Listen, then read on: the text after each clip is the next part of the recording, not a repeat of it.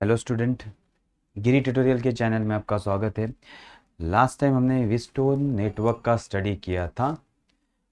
अब हम आते हैं application of Wheatstone network. Wheatstone network हमारा सिंपल था कि चार रेजिस्टेंस को हम पैरेललोग्राम में कनेक्ट करते हैं, देन अननोन रेजिस्टेंस हम फाइंड आउट करते हैं ABCD। लेकिन प्रैक्टिकल पर्पस के लिए ऐसा नेटवर्क हम यूज़ नहीं करते। मीन्स ये जो डायग्राम में दिखा है वैसा नेटवर्क नहीं होता प्रैक्टिकल पर्पस के लिए। जो प्रैक्टिकल पर्पस के लिए हम यूज़ करते हैं, कुछ एपरेटस होता है। उसको पहला जो एपरेटस हम सीखने वाले that is a metre bridge. उसे हम क्या कहते हैं? Metre bridge. तो प्रैक्टिकल सर्किट हमारा अलग होता है और हम जो नेटवर्क दिखाते हैं वो अलग होता है। सो अब ये मीटर ब्रिज है क्या? मीटर ब्रिज से हम अननोन रेजिस्टेंस मेजर कर सकते हैं। ये विस्टोन के एप्लीकेशन में आता है, मीन्स विस्टोन नेटवर्क पे ये डिपेंड करता है, इसलिए इसको कभी कभी विस्टोन मीटर ब्रिज भी कहते हैं। अब मीटर ब्रिज कहने का रीज़न है, इसमें जो वायर यूज़ किया जाता है वो 1 मीटर का होता है। कितने मीटर का होता है? 1 मीटर का वायर होता है, जो कि एक स्केल पे लगा होता है। एक स्केल पे लगा होता है 1 मीटर वायर। तो अगर हम डायग्राम ड्रॉ करें इसका, तो एक वायर है AB, एक वायर होता है AB, wire A and wire point AB, और ये 1 मीटर स्केल पे लगा होता है।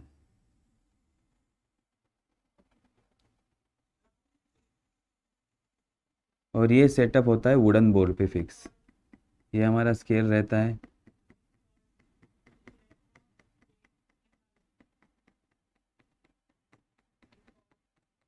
अब ये वायर कनेक्ट रहता है दो एल शेप वाले मेटल स्ट्रिप को, दो एल शेप वाले मेटल स्ट्रिप। मीन्स यहाँ एक एल शेप वाला मेटल स्ट्रिप रहेगा,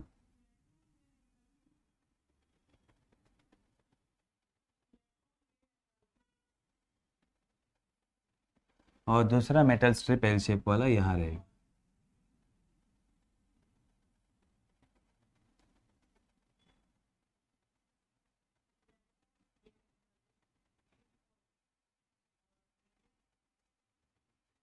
ठीक है, एल शेप वाला मेटल स्ट्रिप दो यहाँ रहेंगे, एक यहाँ एक यहाँ, और उसके बीच में एक सेंट्रल स्ट्रिप रहेगा। इसके बीच में एक सेंट्रल स्ट्रिप रहेगा।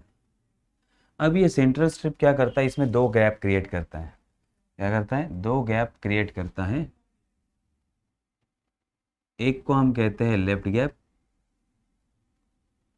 और एक को हम कहेंगे राइट गैप।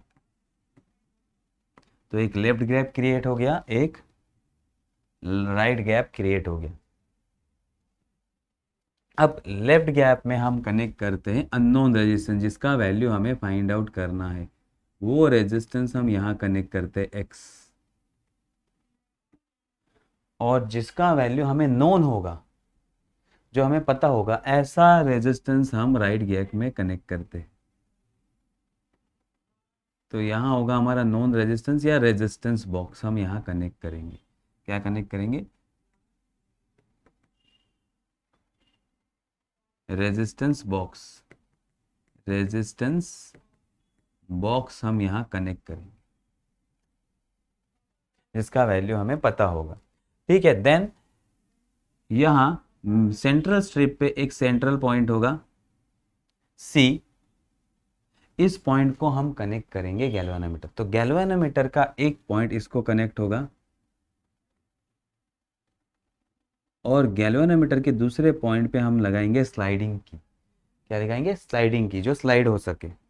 टेम्परेरी कॉन्टैक्ट होगा, टेम्परेरी कॉन्टैक्ट हम इसको क्रिएट करेंगे, स्लाइडिंग की, जिसे जॉकी कहा जाता है। क्या कहा जाता है? जॉकी।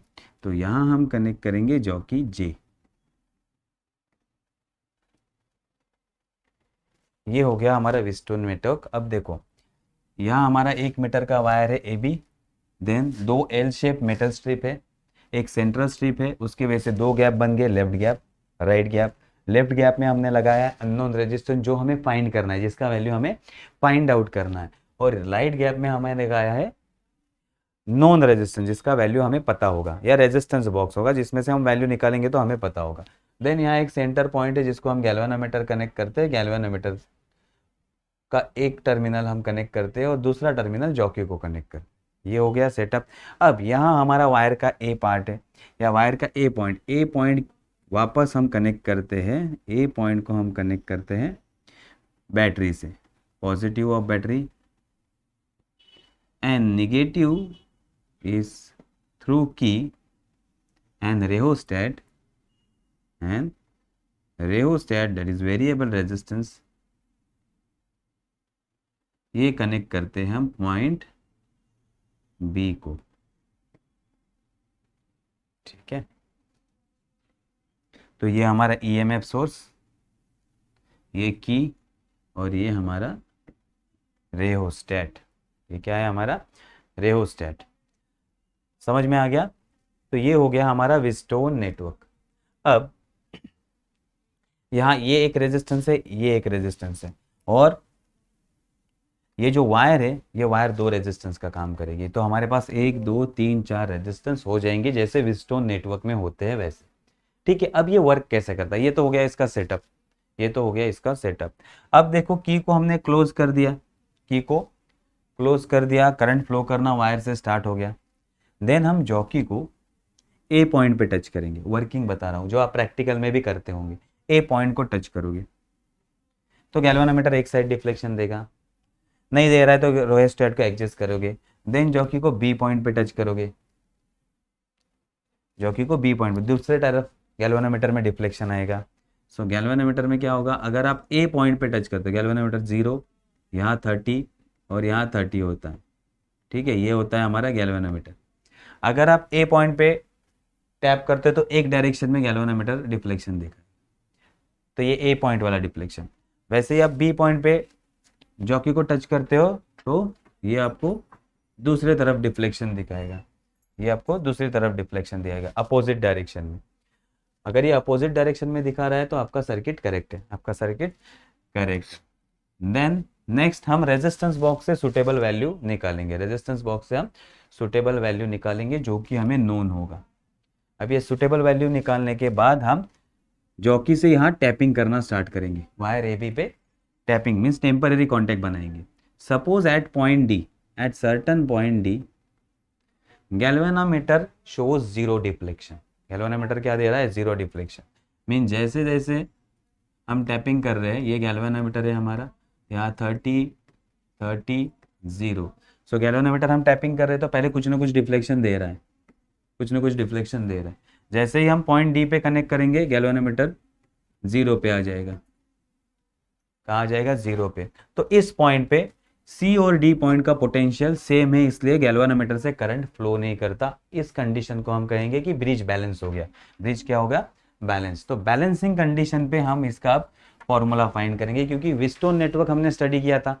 जब गैल्वेनोमीटर से करंट फ्लो नहीं करता, जब गैल्वेनोमीटर से करंट फ्लो नहीं करता तो हमने फॉर्मूला क्या लिखा था व्हीटस्टोन में? P upon Q is equal to R upon S। P upon Q is equal to R upon S means ratio अगर हम लेंगे तो वो रेशो सेम आएंगे। तो यहाँ भी अब करंट नहीं फ्लो कर रहा है, मीन्स ये ब्रिज बैलेंस हो गया। ये ब्रिज क्या हो गया? बैलेंस हो गया। अब बैलेंसिंग ब्रिज का हम कंडीशन अप्लाई करते हैं, जैसे P अपॉन Q, तो यहाँ क्या आएगा? X upon R। क्या आएगा? X upon R। और सिंपल यहाँ दो वायर है, एक है AD और एक है ABD। So resistance of wire AB, resistance of wire AB divided by resistance of wire BD। समझ में आ गया? तो ये हो गया हमारे 4 रेजिस्टेंस, 1 2, ये वायर एक। तो अब ये फॉर्मूला को हम सॉल्व करते हैं। क्या लिखा हमने? व्हीटस्टोन नेटवर्क से ये ब्रिज जब बैलेंस होता है, ये ब्रिज जब बैलेंस होता है, सो हम फॉर्मूला अप्लाई करेंगे X upon R is equal to resistance of wire AD, resistance of wire AD divided bye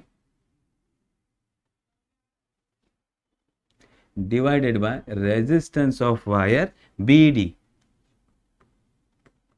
अब रेजिस्टेंस को कैसे निकालेंगे वायर का? अगर हम माने कि इसका लेंथ है LX और इसका लेंथ है LR। इसका लेंथ कितना है? AD का लेंथ कितना है? सो AD का लेंथ है, length of AD LX and length of BD is equal to LR। दो लेंथ है। देन वायर तो एक ही है, so A is a cross section area. A क्या है हमारा? Cross section area, cross sectional area. And rho is specific resistance. Rho क्या है? Specific resistance. तो अब हम स्पेसिफिक रेजिस्टेंस का वैल्यू फाइंड आउट करेंगे, या स्पेसिफिक रेजिस्टेंस का फॉर्मूला यूज करेंगे। स्पेसिफिक रेजिस्टेंस क्या कहता है हमें? स्पेसिफिक रेजिस्टेंस किस पे डिपेंड करता है? याद आ रहा है कुछ? Specific resistance, resistance is directly proportional to length and inversely proportional to area. तो अगर हम प्रोपोर्शनलिटी साइन निकाल देंगे तो इसमें कांस्टेंट आएगा rho L by A. Therefore rho is equal to R A upon L, R A upon L. तो वही फॉर्मूला हम अप्लाई यहाँ करने वाले हैं।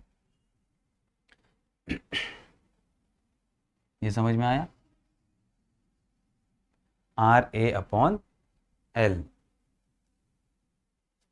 Specific resistance. तो अब रेजिस्टेंस ऑफ वायर एडी, तो स्पेसिफिक रेजिस्टेंस के लिए, स्पेसिफिक रेजिस्टेंस दोनों के लिए कांस्टेंट रहेगा, a constant. So resistance of wire A B का फॉर्मूला हम पुट करेंगे। रेजिस्टेंस ए बी क्या होगा? आर एल बाई ए, ये हमारा फॉर्मूला है रेजिस्टेंस।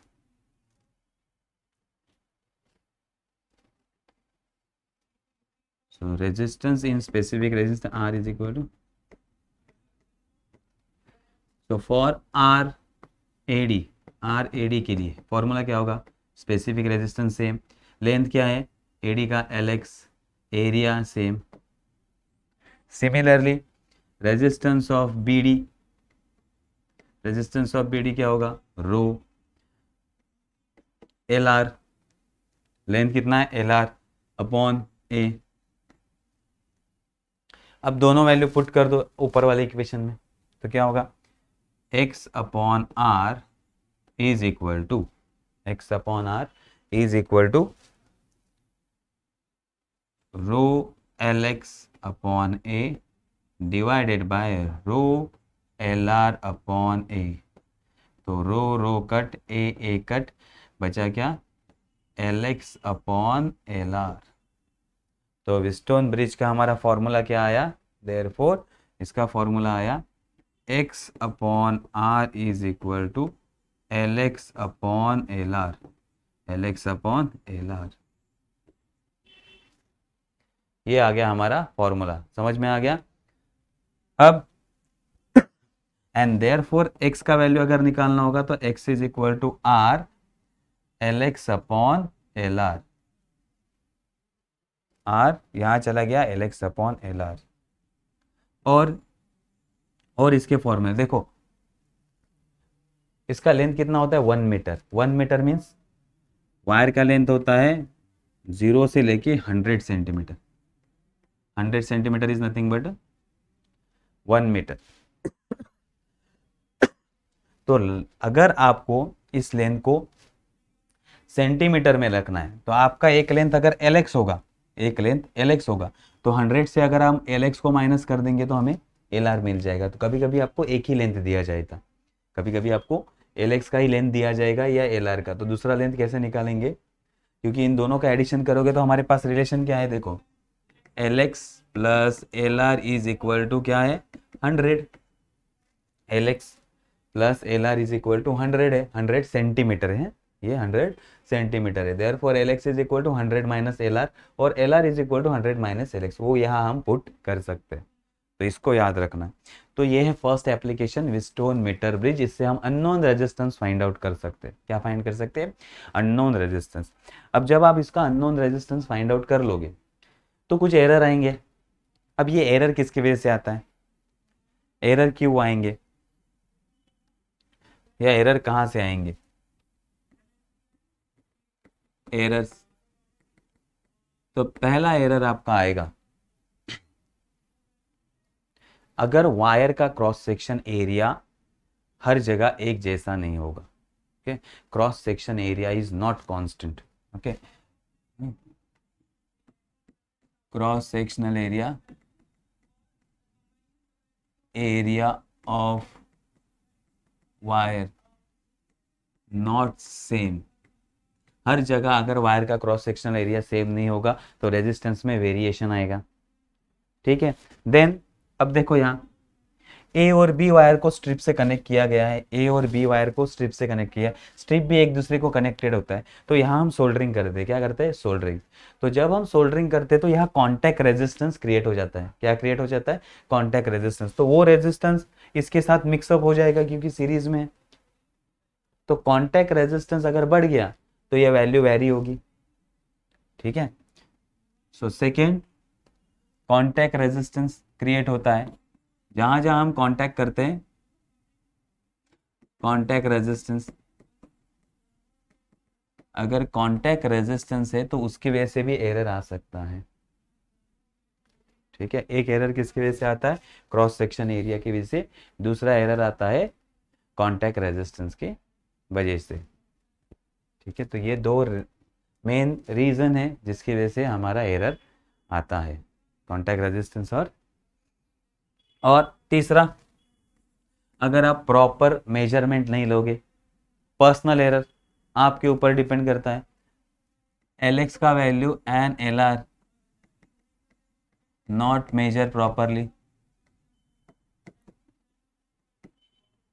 अगर आप इसको प्रॉपरली मेजर नहीं करोगे एल और एल आर के वैल्यू को, फिर भी आप में एरर आएगा। तो ये तीन मेन रीजन है जिसकी वजह से एरर आएगा। एक तो क्रॉस सेक्शन एरिया अगर वायर का सेम नहीं है हर जगह तो रेजिस्टेंस वेरी होगा, क्योंकि रेजिस्टेंस का वैल्यू किस पे डिपेंड करता है, एरिया पे। देखो एरिया पे डिपेंड करता है। अगर एरिया अलग अलग हुआ, यहाँ एरिया अलग है, यहाँ एरिया अलग है, तो प्रॉब्लम आ जाएगा, या वायर कंटिन्यूस नहीं है तो प्रॉब्लम आ जाएगा। ठीक है, then second error contact resistance, जहाँ जहाँ कॉन्टैक्ट हो रहे हैं अगर वहाँ रेजिस्टेंस बिल्डअप होता है तो वो रेजिस्टेंस इस सर्किट में एडअप हो जाएगा और वैल्यू को अफेक्ट करेगा, तो अननोन रेजिस्टेंस हमें प्रॉपरली नहीं मिलेगा। दूसरा, अगर आप एल और एल का वैल्यू मेजर कर रहे हो, वो प्रॉपर नहीं किया तो उसकी वजह से एरर आ सकता। अब इस एरर को कम कैसे किया जाए, अब इस एरर को कम कैसे किया जाए, सो एलिमिनेट कैसे किया जाए एरर को। तो एरर को रोकने के लिए फर्स्ट मेथड है हमारा, जो भी जॉकी होता है उसको हमें स्लाइड नहीं करना है, उसको क्या करना है, टैपिंग करना है। कि जॉकी को, जॉकी जो होता है उसको स्लाइड नहीं करना है, नॉट स्लाइड। तो क्या करना है, टैपिंग, टैपिंग करना है। तो जब आप इस पे जॉकी रखोगे तो आप ऐसे टैपिंग करना होता है उसके ऊपर, कहाँ कहाँ रीडिंग आता है, और गैल्वेनोमीटर में देखना है, ऐसे स्लाइड नहीं करना होता है। अगर आप उस पर स्लाइड करोगे तो इसका क्रॉस सेक्शन एरिया चेंज हो सकता है या अफेक्ट कर सकता है वो वायर को, इसकी वजह से रेजिस्टेंस चेंज हो सकता है। ठीक है, दूसरा हम क्या करेंगे, देखो एक रीडिंग लिया, लेफ्ट गैप में एक्स था, राइट गैप में आर था। अब हमने रीडिंग ले लिए, इसको चेंज कर दो, position of R and X change करेंगे, आर को एक्स की जगह, एक्स को आर की जगह, और एक्सपेरिमेंट वापस करेंगे, सेम एक्सपेरिमेंट। ठीक है, तो इनको इंटरचेंज करो, interchange R and X, second interchange R and X, R and X को इंटरचेंज करना है, आर एन एक्स को इंटरचेंज करना है, तो ही एरर मिनिमाइज होगा। ठीक है, इंटरचेंज करके वापस रीडिंग लेने हैं जो पहले लिए थे उस हिसाब से, तो हमारा ब्रिज बैलेंस है कि नहीं है, प्रॉपर रीडिंग आ जाएगी। थर्ड, अब थर्ड मेथड में हमें क्या करना है, ये आ गया, एक जॉकी को स्लाइड नहीं करना है, इंटरचेंज नहीं करना है। थर्ड जो हमारा केस है, इस आर को इस तरह से एडजस्ट करना है, इस रेजिस्टेंस को इस तरह से एडजस्ट करना है कि रीडिंग 34 टू 60 के बीच में ही आए या 65 के बीच में ही आए। रीडिंग किस में आए, 30 टू 60 के रेंज में ही आना चाहिए, वही हमारा लेंथ आना चाहिए। अगर वहाँ लेंथ आता है तो आपके रीडिंग प्रॉपर है या आपका अननोन रेजिस्टेंस प्रॉपर है। तो लेंथ जो है, रीडिंग, हमारे जो रीडिंग है, reading of length in between